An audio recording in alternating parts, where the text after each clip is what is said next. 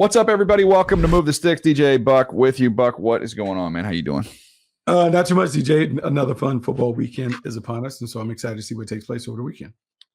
Yeah, should be good. It's a good slate of games. It's a great slate of college games, by the way. Looking forward to that. So, man, it might be one of the best Saturdays of the entire year. So, looking forward to Saturday football, followed by a jam-packed Sunday. We're going to get to some of those games, including the game that we're most looking forward to. But before we do that, we did not hit on this yesterday. I wanted to get your thoughts on it. As part of the Jets changes, Robert Saleh is out. Jeff Ulbrich is the interim head coach. They announced the other day that Todd Downing is going to take over the play calling for Nathaniel Hackett. Nathaniel Hackett stays on staff, but not calling plays. Were you surprised at all by this? What do you think? I don't know, man. I think you're trying to serve and appease a lot of different people, right? So you make the move, you get rid of Robert Saleh. People are pointed to Nathaniel Hackett as the problem. You keep him, but you demote him. How does that impact the quarterback? The quarterback came to New York primarily because of his relationship with Nathaniel Hackett. Nathaniel Hackett has been demoted. What is the relationship like with Todd Downing? We've seen Todd Downing as an offensive coordinator. He was once offensive coordinator with the Raiders. Derek Carr and the Titans for a little bit. He was also with the Titans. And how much can you change? Like, it's not a bye week. How much can you change? Ultimately, Aaron Rodgers is going to call the plays that work for him. I don't know. I think John Wooden says never confuse activity with achievement. A lot of activity. I don't know what it achieves. Yeah, I think, look, we saw it in Hard Knocks a little bit. I mean, I think that Aaron and Todd Downing developed a really good relationship. They're in the same room. He's a quarterback coach. I thought more than anything else, I think scheme-wise, look, Aaron Rodgers is going to be involved in the game plan every week. And I'm sure any quarterback that's an elite quarterback is going to have his menu to choose from. If I like this, I don't like that. Let's put our game plan together. This, to me, do you remember in the game on Sunday when there was video of Aaron Rodgers just going like, give me the play, get the play in. So I almost feel like, everybody's like, well, are we going to see a different look and scheme and more motion and different things like that? I'm like, I don't know about that. I think more than anything else, that simply might have just been, dude, I need somebody who can think and communicate quick. I want the play in my head as fast as I can get it, and this is too slow. Well, let's think about that with Nathaniel Hackett. There were some issues in Denver with Russell Wilson and plays getting in and delay of game penalties. And we kind of chalked it up and put that on Russell Wilson, but maybe in two different situations, maybe it's the play caller not being able to think a play or two ahead. Hey, if this happens, I'm going to call this. If this happens, I'm going to call the other one. Let's go. Mm-hmm. There's an art to play calling. And it's not only just like the play designs and those things, but it's being able to think 2-3 steps ahead of the competition. Todd Downing will get his opportunity to work with Aaron Rodgers to come up with, I would say, co-opted game plans to make sure that the four-time MVP feels good about what he's being asked to do, and that he finally performs to the level that many of us expected. Because the thing that has been kind of swept up under the rug, Aaron Rodgers hasn't played well. No. And the Jets brought him over thinking that he was going to help them get over the hump. He has not played well enough to do that. And given the money and given the things, the resources they've allocated to having a good offensive team with a really dynamic quarterback, the return on investment is minimal. Yeah, no, it's there's no way to hide that. He's had one really good game, and that's about it. I don't know if I've ever asked you this before. As someone who calls plays, you've done it at the high school level for a while now. How did you set up your sheet? How did you set up your call sheet? DJ, you remember the best thing that ever happened is when we went to Pac-12 Media Day. And I swear you were sitting right beside me when I asked Mike Leach the question that we got from little. Yeah, like, how do you have like your little thing? How are you able to score so many points with what looks like an index card? And really, I've been able to use that. And I think the toughest thing I found, the more plays that are on the sheet, the worse it is for me. I feel like as a play caller, there's a sense of pressure that when you put all of that stuff on the menu, that you have to call it. Otherwise, why are we practicing it? Yeah. And I found less is more. In high school, I think, man, for us, the way we play slow down, we may get anywhere from 45 to 55 offensive plays. Not a lot of time to mess around with plays. Mm-hmm. The pro game is more like that, where you have 65 to 75 plays. So every play matters. You don't get a chance to do that. I think the thing that you have to have is it needs to be diverse enough when it comes to motions and shifts, but the concepts can be the same. So the quarterback is not confused. You're just Mhm. dressing up the things around Yeah. him to allow the quarterback to play fast while giving the defense a different picture. I've always been fascinated when people talk about that, how they set it up, because some people just have it all set up by situations. Like, these are our shot plays, these are our short, there's our menu for 3rd and 3 or less. Like, I've got a menu of 10 plays that, and I'm just going to literally just pick one off of that menu. People just set it up always a little differently. No, so it's funny because, okay, so from an offensive standpoint, it's about, like, you got to have enough plays, but maybe 6 plays per situation. Some Mhm. of those plays you can repeat them, but like, hey, let's change the motion. You have like a little note, like, hey, if we come back the next time, I'm gonna shift and get to it or whatever. Defensively, and this is funny because David Shaw is obviously a friend of the program. His dad was my defensive coordinator with the Raiders, and he only had 3 calls per situation on defense. Like, literally, it was primary call, change-up call, and then just a random mix down call for every Mhm. situation. 1st and 10, 2nd and 7, 2nd and 4 to 6, all those things. And he just talked about, you want to have something that you feel good about that you can call. You don't want to have too much stuff that you're uncertain in a critical situation. And you're not only uncertain as a play caller, but your guys are uncertain when it comes to executing it. Keep it simple. The common theme that I hear from the best play callers, there's simplicity to what they're doing. Look, make the complex very simple. So it looks complex to the outside eye, but it's really very simple when you're asking the players what to do. Yeah, no, that stuff always has been fascinating to me. How different play callers approach that, and also I would love to, when we do this with coaches, we have a chance to visit with them. I'd love to ask them about the notes that are kept on the play sheet as you go through. Not only just checking off what you've called, but also how what happened with that play, how that might get you to something else. By the way, are you a note taker on the sideline during the game, Buck, or are you just kind of putting it all, filing it away?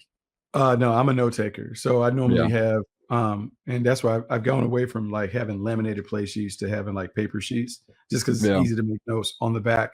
You make check marks and those things. And DJ, I think the thing that is really helpful, I had a college coach who, man, you remember those meetings you have the day of the game, like Yeah. right before you leave the team hotel. My coach would go through tips and reminders. I Yeah. think on your play sheet, it's important to have reminders to yourself on little things like, hey, this is the adjustment. If they play us this way, we're going to adjust with this. It's already designated out. Um, I think it's important to have a reminder like, hey, got to have it play. Who is the ball going to?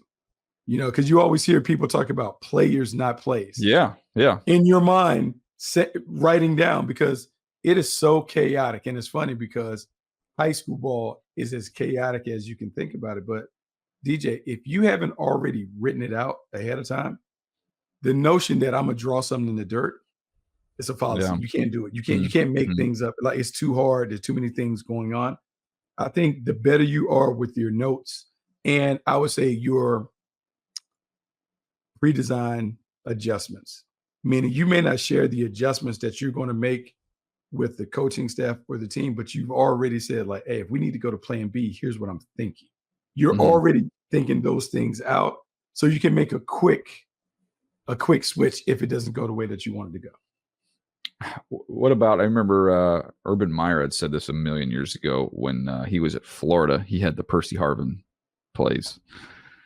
I got 5 Percy Harvin plays that this gets the ball in his hands, guaranteed. I'm going to have those called before the end of the day. Okay, so when I was in Green Bay, this is in the middle of Brett Favre's 3 MVP run, won 3 in a row, like 95, 96, 97. And Mike Holmgren always had a thing on the sheet: get the ball to Antonio Freeman, get the ball Mhm. to Robert Brooks. And they're like 6 plays that are just keep them in the thing. And DJ, the other part that's important to that is there should be someone on your staff that's reminding you like, hey, coach, it's been 3 series and Percy hasn't touched the ball. Because Yeah. in the game, there's so many things happening that you don't even realize, hey man, he hasn't had a touch in forever. Oh, Yeah. let's get him the ball. The other part to that is I've heard Nick Saban talk about it. I hear all these people talk about in the moment when the game is hanging in the balance, who do I want to touch the rock? Mm-hmm. And my job is to get the ball to this player and live or die with this player making the play. So whoever that best player is, okay, what are their best plays? And go to them. Hey, man, got to have a situation like what do you want to run? Whether it's the quarterback or whatever, what is the play that you feel great about? And you live or die with it. Yeah, well, that's just fascinating to me, man. Again, that wasn't even on the agenda today. We'll get to these games here in a second, but I'm always curious how people approach that with the play sheet. Let's take a break, Buck. We get back, we'll talk about the game of the week and hit on some of these others right after this. All right, DJ, it's our favorite time. It is time for the game of the week presented by DraftKings Sportsbook. This week is the Commanders at Ravens. The spread is -6.5, favoring the Ravens. The over-under is 51.5. You talked about it before we even really got into the show, how this is going to be a great football weekend. We talked about the college games. But DJ, the scout in me can't wait to see this because it's almost like it's funny to even talk about new version versus old version. But when we talk about the dual threat quarterback, to say that Lamar Jackson is the old version, and then we got this updated, new and improved dual threat quarterback in Jaden Daniels, to me is crazy. And I remember debating this in myself, like internally when you're making notes watching Jaden Daniels. And early, everyone wanted to make the comparison to Lamar Jackson. And you're like, man, he doesn't play like him. Like he doesn't move around or whatever. And then something happens where he goes to the pros and he plays like Lamar Jackson as a runner. It is a remarkable evolution that took place from the time he left LSU to the time he landed with the Commanders. And the Commanders' offense has certainly benefited from him, not only leaning into the athleticism and the mobility, but what he is able to do to keep defenses on their heels as a playmaker who can throw it or run it with great success. I'm curious to see how the Ravens try and defend him, because their history there is we talk about let the ball as a thrower. Let's just see the ball go through the hoop a little bit. Let's get into a rhythm and go. They're going to try and take all that stuff away. They're going to try and make him have to make difficult throws outside the numbers over their head. Not going to give in, not going to give up easy stuff. But man, they're coming off of a game against Cincinnati where they just got obliterated by those dudes. Now the question is, Washington, I like McLaren, that they have good players. They don't have a horse like that. But I'm curious to see how aggressive they get. I did see Dean Pease is now coming back, is gonna try and help out the defense. That is such a prideful group over there. You have, the performance has not been up to snuff for what they expect there. Well, and let's be honest. So this was the biggest question for me for Baltimore coming into the offseason. No one really talked about Zachary Orr making the move up to D coordinator. And that's great that he's doing that. I think is really impressive that John Harbaugh had enough foresight to look at it and be like, okay, look, what we need to do is put a mentor in the room, someone that can help him out when he gets struggled, someone that can help him. We just talked about it. We talked about the play sheet and how you're fascinated about that. DJ, no one really tells you how to be a D coordinator. No one tells you how to sequence your plays, how to put it together, what you're trying to take away, what are your things, how to fix the issues that you have. To have an experienced player in Dean Pease, who has been in Baltimore before, understands the lay of the land, knows what it should look like, that's going to be valuable for Zachary Orr. I don't think Dean Pease is going to take it over, but he's certainly going to be a strong voice in terms of trying to help them get back on track. Hey, no doubt. It'll be interesting to see what they do on that side of the ball. Offensively for Baltimore, nothing broken there, man. Lamar kind of doing his thing. They've kind of shown the blueprint there. Our mission one is we're gonna just beat you over the head with Derrick Henry. And you want to sell out? You want to try and sell out? Take him away? We've got a quarterback who can create all kinds of time, and then you're left naked in the back end. So, I mean, they've kind of given themselves, they've kind of shown what their MO is here. They not only have shown what their MO is, DJ, but I would say this is the best version of the offense. And I go all the way back to when Greg Roman was there, and they were really pummeling people with the running game. To think that the Baltimore Ravens in 5 games are well over 1,000 yards. They've outrushed their opponent by at least 100 yards in every game. They can do it with Lamar Jackson doing it on keeps and zone reads.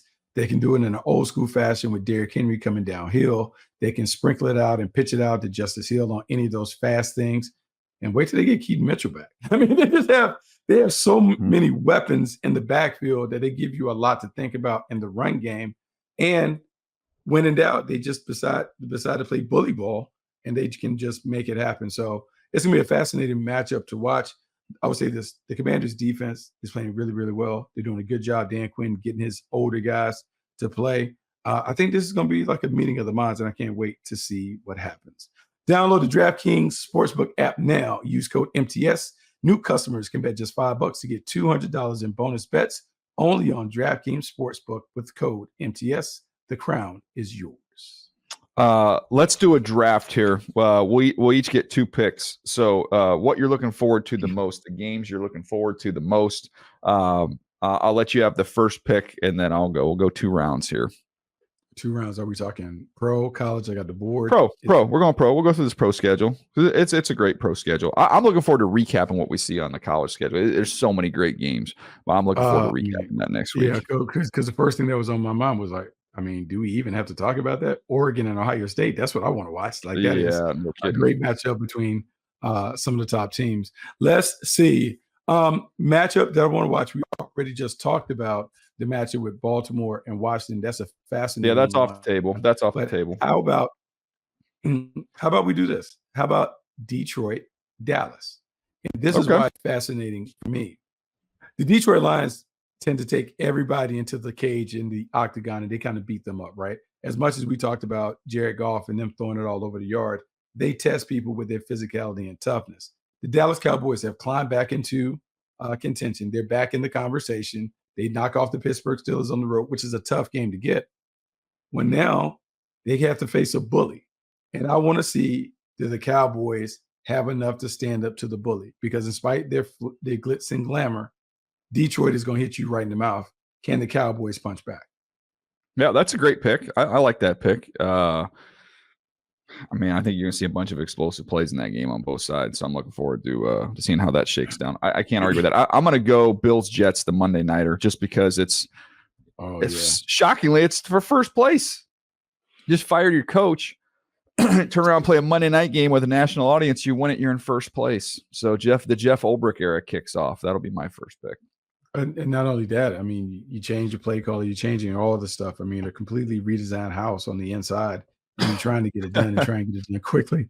And the world is watching because it's prime time, so everyone has an opportunity. It's it's not tucked away at 1:00 where everyone is watching their other team's games. Like, this is a prime time affair that everyone is going to watch. That is going to be pretty fun. I'm gonna go down to New Orleans, and I'm gonna talk about the Tampa Bay Buccaneers and the New Orleans Saints. And the reason that is fascinating is not only a division game that has big implications, but it's Spencer Rattler's debut. He's taken over for Derek Carr. Derek Carr is injured. Spencer Rattler gets an opportunity to make his first start, but he is doing it against Todd Bowles. And there is nothing more that Todd Bowles loves than befuddling quarterbacks with crazy blitz schemes.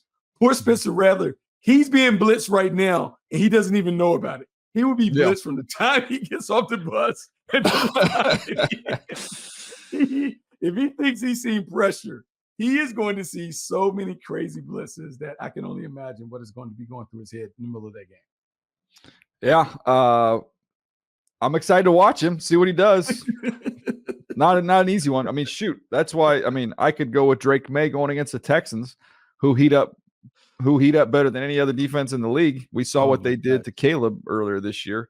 Not an ideal opponent for your first game there. For Drake May. I'm gonna surprise you with my second pick because I'm gonna go to the game that you're gonna be at over in London. I'm fascinated to see, was this kind of a one-off for your Jags? Was this just kind of like that last little breath before it's over, or was that really a turning point last week? And then Caleb, who has been just steadily getting better and better and better. There, by the way, if you've looked at the schedule, they've got, I believe, we've got Bears Commanders in a couple weeks. So we're going to have the Jaden Caleb game. Now, does Caleb keep ascending on this climb here? What's that going to look like? I'm looking forward to seeing I'm looking forward to hearing what you think, seeing him live and in person. Yeah, no, it should be a good one. And I would say this is a tricky situation because everyone is going to focus on Caleb Williams and the Bears offense. But I'm going to tell you, it's the defense that really would give me problems if I'm the Jacksonville Jaguars. I'm worried about Matt Eberflus's troops turning the ball over. The way that they are obsessive in terms of going after the ball, punching the ball out, how fast they play, how hard they play. It's going to be a challenge. What you're hoping from the Jag standpoint is that Trevor can take what he learned from going against Gus Bradley's defense, the patience, the discipline, the restraint, taking the check down and allowing the check downs to eventually lead you to bigger plays once the defense get out of position. See if he can continue to do that. And then from a Caleb standpoint, everything that we talked about with Caleb coming out in the draft was about his ability to play on time and on schedule. When he does that, this offense looks really good. Every now and then he's going to do some willy-nilly plays and kind of get out of the pocket. But the more that he stays on time and on target, the better it is for that Bears offense. I wanted to ask you a question on the Jag side of things defensively, because I've seen the numbers. I've seen some of the cut-ups. I haven't watched every snap. You've been there for every single game. Has the light really, really come on for Trayvon Walker? It looks like he just keeps getting better and better. He does get better and better. Here's what I would say he benefits from. Ryan Nielsen is a defensive line guy. So he spends a lot of time with the defensive line. When you go to pregame, Ryan Nielsen is taking those guys kind of through drills, kind of really working on them. The way that they want to play defense is a defensive line-centric approach. They want to rush forward. They want to leave people in coverage. The problem that you had is they hadn't been able to win one-on-ones enough. Trayvon Walker and Josh Hines-Allen are good enough to be able to get it done. They don't have a third piece right now that is playing at that level. Eric Armstead is playing primarily in the defensive tackles and not dominated on the interior, so it's been tougher. But I will say this, Trayvon Walker has been really solid and steady on the inside. I think that pick will always be debated, right? Because when you look at Aiden Hutchinson and the production that he's given and how he's fit in really well in Detroit, I think there are always going to be people that are like, man, this guy was a proven pass rusher. You passed on him for more of the athlete. But when Trayvon Walker is coming off a hat trick, it's kind of hard to debate whether you took the right guy or the wrong guy or not. Yeah, well, and I also think it's kind of like what we see almost every year with the draft is you have a guy who's you have to acknowledge is going to come in at a higher level, which Aiden Hutchinson was. I had Aiden Hutchinson as that over Trayvon, but the conversation was if you like Trayvon, it was okay. We'll concede maybe year 1, 2, maybe even year 3, but we're going to believe that on the climb and on the ascension with just what's in his body, that Trayvon Walker can eventually be a more impactful player. That was the bet. That was the gamble. And I think when it's all said and done, I think there's a real chance that both orgs are happy with who they got. Yeah, I think the thing about that, not in this case in terms of Trayvon Walker versus Aiden Hutchinson specifically, but if you're going to take more of the projection, I think it's really important that the decision maker scouts the coaches. You got to know the coaches that you have on staff and how good are my coaches when it comes to developing players. If we have a great player development program, then I think you can take the project. And we've talked about it. Like it's the Indianapolis Colts who have taken all the super athletes and entrusted them to the coaching staff to get them up and going. It's really important that when you take a player that you're projecting to be a better player down the end, that the coaches are comfortable developing the player and they have a proven track record for getting the most out of those kind of players. Hey, no doubt. Look, as it stands right now, I think Hutchinson's got like 6.5 sacks. Trayvon's got 5. Like they're both playing great. So good for both those teams. All right, Buck. We are going to be back next week. We'll have a recap of the rookie draft, how that looked, how those guys performed. We'll also have some thoughts on what we saw from the college football weekend. It is an awesome weekend of college football. Safe travels to you as you head over to London for Jags Bears, and look forward to catching up next week. Appreciate it, man. Be fun. All right, there you go. That's it. Move the sticks. We'll see you next time right here.